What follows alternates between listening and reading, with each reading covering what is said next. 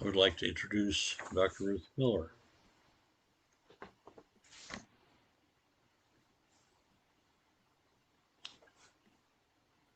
I think that was the shortest introduction I've ever had. I like it. Oh, my goodness, how nice to be with you. So we just sang of bringing hope. And in this season, which is called Advent, we are in the second week.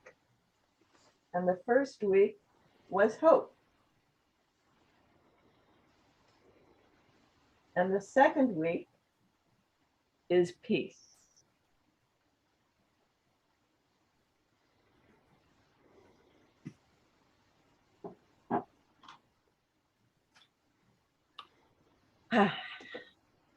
In the Christian tradition, there are two periods that were actually pulled from the previous traditions in the area. Two periods of meditation and preparation. One is originally was the 40 days before what's called the Christ Mass or Christmas. And the other is the 40 days before what we call Easter, the Paschal Feast. And they have long been a part of all of our European and even some Asian traditions, both of these long periods of contemplation, meditation, perhaps fasting, perhaps prayer, time to go within, time to rediscover. It's the time after the harvest. At Samhain, we completed the harvest of the year. And now we are in that space of contemplating what might be. Advent is divided into 4 Sundays instead of 40 days now. It's the 4 Sundays previous to the Christ Mass or Christmas. And in that first week, this past week, since last Sunday, which was the first Sunday in this year's Advent, the focus is on hope. And I love that we had that song, I'll bring you hope. I'll bring you hope. I'll bring you the opening to possibilities. I'll bring you something to focus on besides what you're upset about. I'll bring you something to explore that might possibly answer some of your wishes and concerns. Hope. In the Christian tradition at this point, during this past week, people have been listening to the prophecies of the book of Isaiah and to others, the prophets who said, we are not stuck in the upset and the despair we have been feeling. There is something happening. There is a process we are part of. Something is going to come that is going to turn all this around. And the prophets each said something different, the ancient Jewish prophets. And I think it's a useful reminder that Christianity is the next stage of a several thousand-year-old tradition that's called Judaism. And my other set of candles over here are about that. So I'm going to share screen and have some images come up. And go into slideshow mode. So these are the Advent candles, the 4 candles for the 4 weeks. We'll talk more about those. And these are the Hanukkah candles. Mine are all in shades of blue and white. Other people use rainbow shades. The Hanukkah candles, there are 8 nights, 8 candles, and I have Jewish friends who say we really rate because we get 8 nights of presents instead of 8, just one night. But in my family, the Hanukkah time is the time of celebration, of appreciation, of recognizing that miracles are possible. The Hanukkah story is based on a miracle, again, a hopeful miracle in the Jewish tradition, because When the Greeks took over the Persian Empire, the Persians had helped the Jews rebuild the temple and have their wonderful celebration of their relationship in the one God. But the Greeks didn't think that way. And so the Greeks took over and said, you have a temple. Great. We'll put our gods and goddesses in your temple.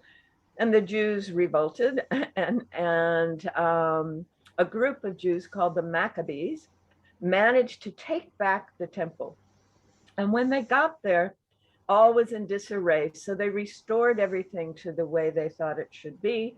And they put the candelabra that is called a menorah back where it belonged. And it had oil for one night.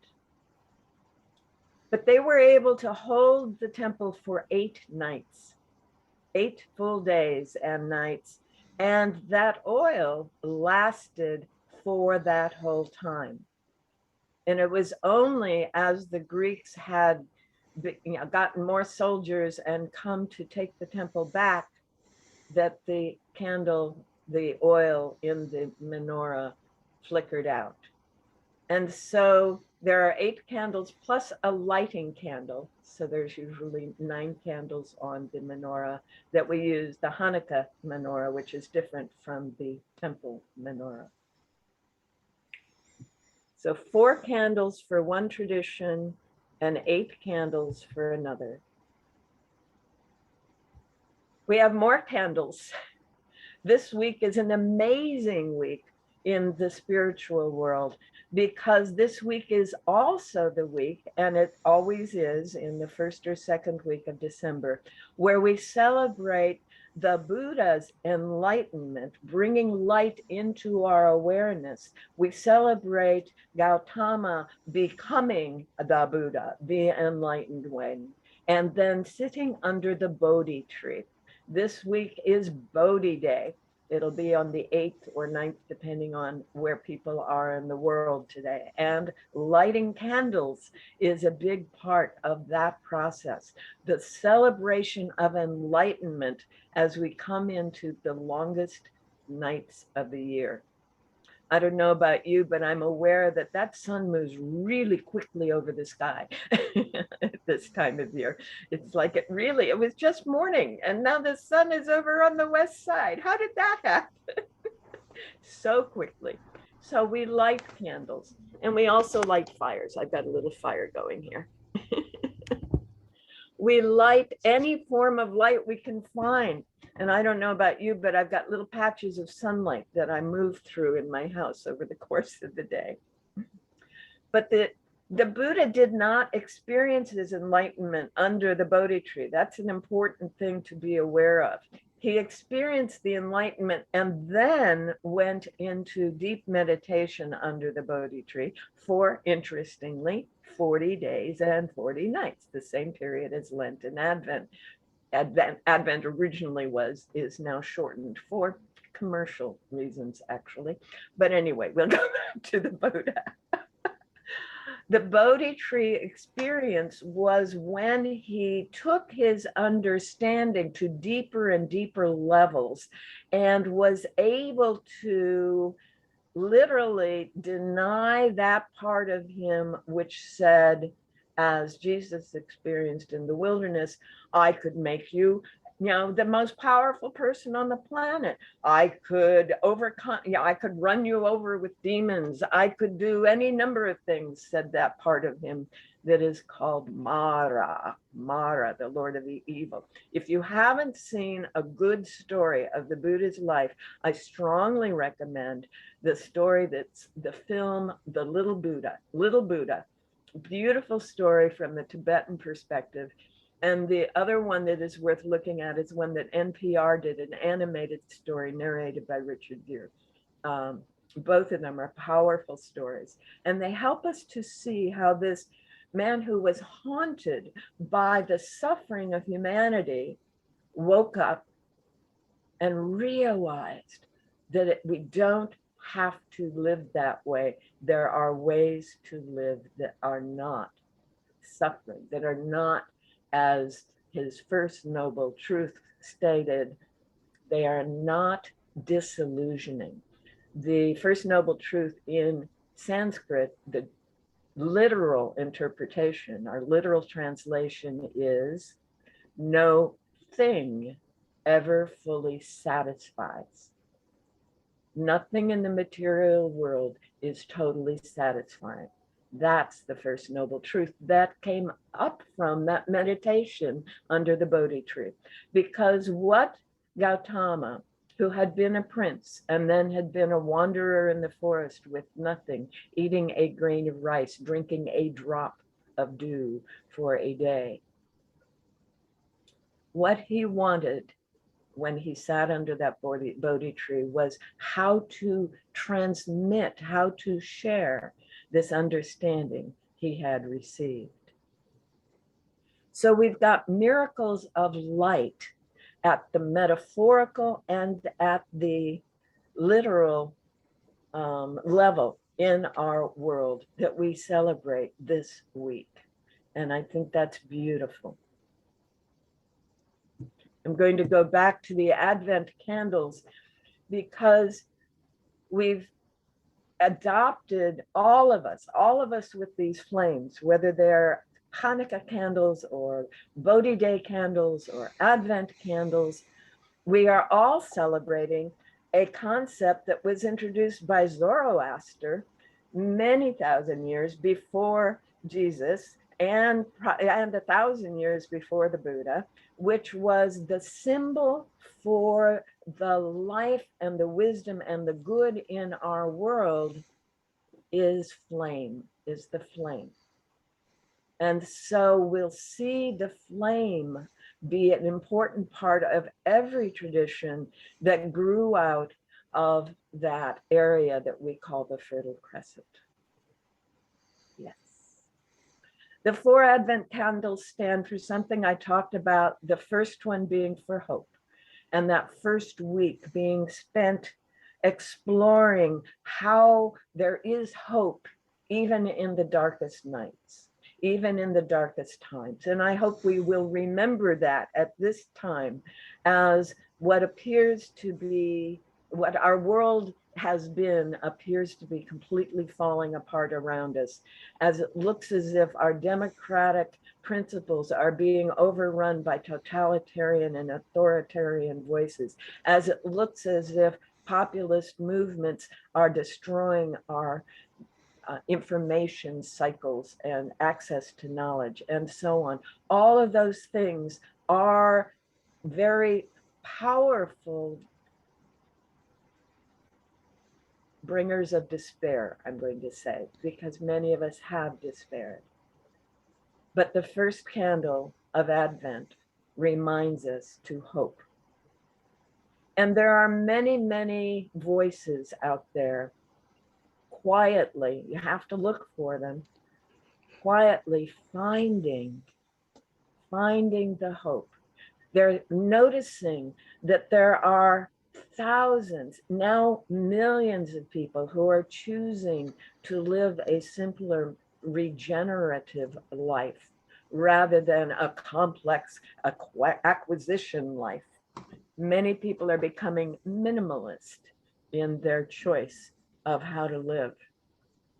There are thousands of people who are saying, no, I will not accept the voice of authority telling me how to live. I will find a way to live. And Unitarians are chief among those, always. That brings us to the second candle. We are entering the second week of Advent as I speak. And in the second week of Advent, the focus is on the peace that is possible. The peace that is possible. And in the Christian churches during this week and the next 2 weeks, people will start listening to what John the Baptist was saying, that there is someone who is coming who will be the Prince of Peace. There is a way of being, and they will focus again on Isaiah. There is a time when we can live in full awareness of the light within us and the light we share with others. And as we live in that awareness, we experience peace.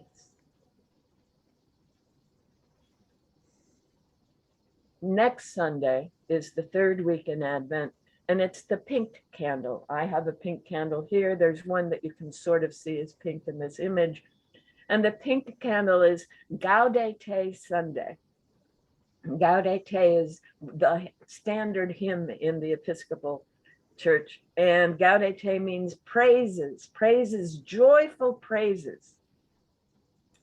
Because we're waking up, we're discovering that through hope and through choosing peace, there is a deep joy. When we focus on the light in the darkness, we begin to feel a deep joy.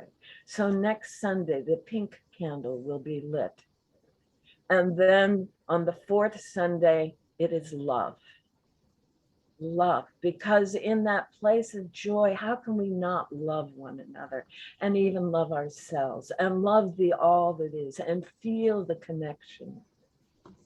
And that white one in the middle, the pillar in the middle, and mine is a little smaller than the one in the picture.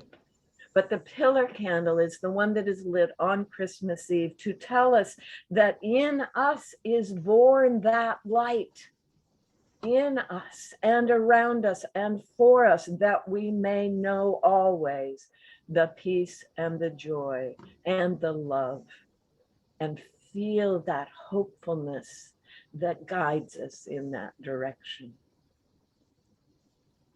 So Hanukkah, Advent, and Bodhi Day all weave together at this time of year.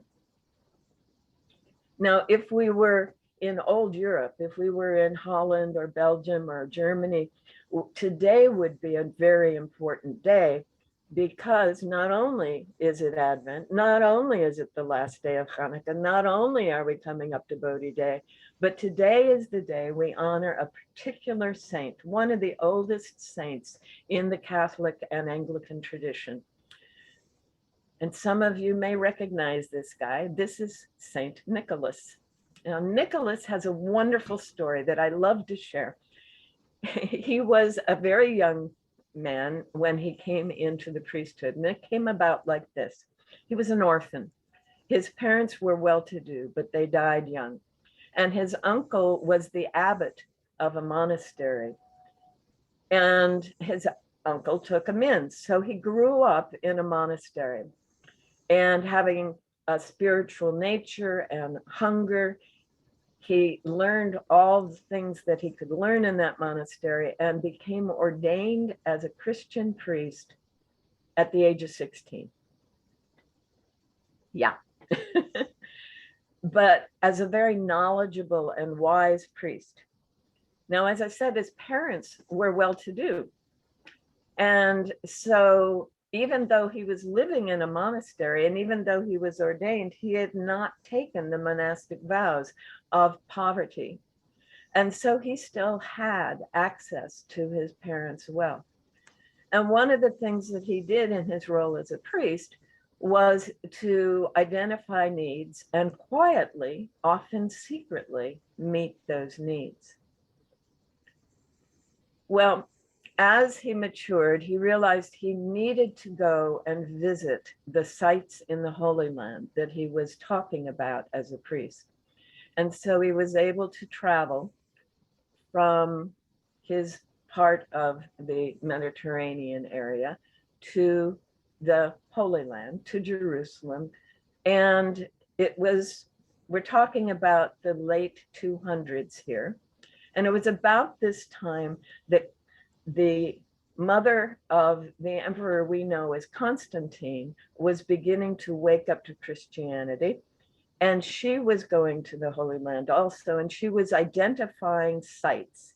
She is the one who decided where Bethlehem is, where the tomb and the Garden of Gethsemane are, and et cetera, et cetera, et cetera. So we now have people, thousands, millions of people every year going to visit sites that a Roman empress chose as the important sites of Christianity. Well, Nicholas went to all of those sites and he felt renewed. He felt really connected with what was important in his spiritual path. And so he was in the boat returning to his homeland, and he was resting, he was sleeping actually in the bottom of the boat, and they came into a storm. And those of you who are familiar with the New Testament will see a parallel in this story. The storm was huge, it was violent, and it was wrecking the boat. And finally, the sailors went down to wake up their passenger and say, "You need to get off the boat, we're going to sink." And the passenger came up, and he was so connected. Nicholas came up and he felt so connected with the all that is, that he stood at the bow of the boat, at the prow of the boat, and he declared the storm to cease. He claimed that the storm was ceasing, and it did. But the boat was very thoroughly damaged. I'm calling it a boat. They would have called it a ship. We would call it a boat. Their ships were pretty small. So the boat limped into a place in Turkey called Smyrna. And Nicholas, being a priest and being very grateful, went immediately to the church. What he didn't know was that there were a group of people meeting in the church. He was going there to pray and to light a candle, interesting, to say thank you. And he walked into the church, and the three men in the church looked at him and said, "There's our new bishop." What had happened was, while he was on his journey, and totally unbeknownst to him because he'd never been in this town before, the local bishop had passed away, and the priests had gathered to choose a bishop, and none of them were willing to do it. And they literally had said, the next person who walks in the door will be our bishop. And it was Nicholas, the young priest, who now at 21 is the bishop of the region we call Turkey. Hence the red robes and the conical hat. So he still has control over his family's wealth, and now he's the bishop. So now he's hearing about more and more issues. And this is where how Nicholas became associated with this time of year begins to be clear. One of the people in his congregation was a man who he had an addiction to gambling. And he had 3 daughters. And in those days, in order for a woman to marry, she had to have a dowry. And he gambled away their dowries. The oldest daughter was in the church praying and weeping and just miserable because she had found the love of her life and he wanted to marry her, but she couldn't marry him because she didn't have a dowry. Nicholas heard this. So one night, in the dark time of the year around the solstice, the winter solstice, Nicholas got on his white horse and rode through the streets and took a small bag of gold coins and tossed it through the window of the girl. And it landed in her shoes by the window, in one of her shoes by the window. Now she had a dowry. Now she could get married. Everything was wonderful.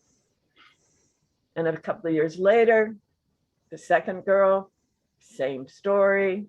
In the middle of the night, he goes riding through town, tosses a bag of gold coins into the window, and she has her dowry. Yay! Prayers are answered. The world is wonderful. A couple of years later, the next one comes along, and oh my goodness, it's a very cold year this year, and the window is closed. What's a man to do? The man stood on his horse, climbed up onto the roof of the house, dropped the bag of coins down the chimney, and it happened to land in her shoes that were drying by the chimney. Yes. So gold coins, I don't happen to have any bag of gold coins. I usually do, but I couldn't find any this year, are part of Hanukkah and part of St. Nicholas Eve, which is today. And throughout Germany and Holland and Belgium and all of those lands, Nicholas, Saint Nicholas in his red robes, comes through town bearing gold coins or gold fruit, oranges, you know, anything golden, anything spherical if possible, partly because, well, that's what the ancient pagans and modern pagans recognize is our connection with the sun and the light that is returning at the solstice. Sol, sun, stise, standing. The sun will be standing for 3 days, 21, starting the 21st. So 22nd, 23rd, and 24th. And the night of the 24th, it begins to come further north. And the day star, the day spring is here. The Prince of Peace is born, and all those good things. In Germany, Holland, and Belgium, and those areas, Austria, and some other areas, Bavaria, Nicholas Day, St. Nicholas Day, tomorrow, so tonight and tomorrow is when they do the gift giving. It's when they light the tree. It's when the songs and the joyous celebrations happen. Later, when we get to the solstice and Christmas, it'll be about church. But this is when it's about festivities. Well, Nicholas continued to do his minor miracles and some more and more important miracles, mostly for children. And so he became the saint for children and one of the saints of impossible deeds. And it happens that Nicholas is one of the people who wrote the Nicene Creed and helped establish the Christian church under Constantine. So he continued to play a role. And as he grew older, obviously he was in the church as a bishop for a very long time, starting at 21. So, 30, 40, 50, 60 years, he is in this role, and he becomes sort of the wise bishop, the wise man of the community of bishops. And he continues to grow in his spiritual power and his understanding, and people experience more and more wonderful things about him. There are some horrid tales of what was happening to people that he was able to turn around that I won't get into, but he was also able to do a lot of wonderful things for the people in his community. One of his secret things was there was a rug maker who was going bankrupt, and he would quietly arrange for the church and other people in the community to receive rugs. So he didn't go bankrupt. His family survived. Just little things. And I love that about him. Yeah, St. Nicholas is my favorite saint. Obviously, I think very highly of the man. And because the spiritual power, the community presence, the growing in wisdom, the willingness to show up and do what is needed in small ways and not necessarily become the important one. Even though he was probably the most senior bishop at the Council of Nicaea, he did not choose the role of Pope. They gave that to Clement, and he went back to Rome. Nicholas went back to Turkey and took care of his people there. So the red robe, now you need to know, you can't see it in this image, but one of the accoutrements of being a bishop is ermine on the red robe. So an ermine, so we have red with the white fur, we've got the long white beard and the white hair. And so there we have the basics for the shift from St. Nicholas to Father Christmas and the merging from Klaus into Santa Claus. St. Nicholas becomes Santa Claus. And Coca-Cola is the one who made that image that we all think of as Santa Claus, famous for the world around. St. Nicholas Eve. One little thing in my family, when I was raising my kids, I did not want to have a one day, 24-hour Christmas bash. I wanted the season to be honored. So we started the season with the candles in Advent, but then on St. Nicholas Eve was the first day we actually did sweets. And there's a tradition that you take a dough that's a lot like pie crust and you form it in your letter of your name and you sprinkle sugar on it and bake it. Guess what I was doing last night? I couldn't do it today because I'm going to be on the road. And you put this in your shoe. So what I would do is I would have the kids make these things and we would put them in a plastic bag in their shoe out on the porch. And in the morning, they would get a sprig of holly and chocolate coins in return for their wonderful little offering to St. Nicholas and his dark companion who follows along with the switch for kids who need it. But I never told them about him. All right. So I'm going to unscreen share. Let's see if there we go, stop share.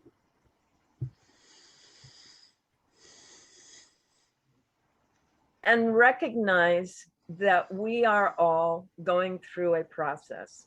Most of us are not very grounded in the Judeo-Christian traditions, and some of us are Buddhists, and most of us have a little bit of pagan. We're all part of this process of recognizing that the darkest time of year is when we focus on the light. The darkest time in the history of humanity may be what we are about to experience. Unfortunately, the prophecies are all pointing in that direction, whether they be Christian prophets or Native American prophets or other prophets. We have not chosen when it was easy as humanity to turn to the light, to live simply, to be compassionate toward each other. We haven't done it as a humanity, as a full species. So we're going to experience the consequences. We're experiencing them in climate change. We're experiencing them in political disruption. We're experiencing them in many other ways. I don't like it. I've spent my whole adult life to try to mitigate this time, but it has come to a head. I invite you, all of you, please, please focus on the light. Do not let the media, the social media, the prophecies even pull you away from what you know to be true, that the light of our chalice is burning in us and among us always. And as we do that, we are helping all of humanity through a variety of both scientific and traditional ways of thinking. We are helping all of humanity to move a little more easily through this time. We may be able to mitigate some of the edge, but we need to do this.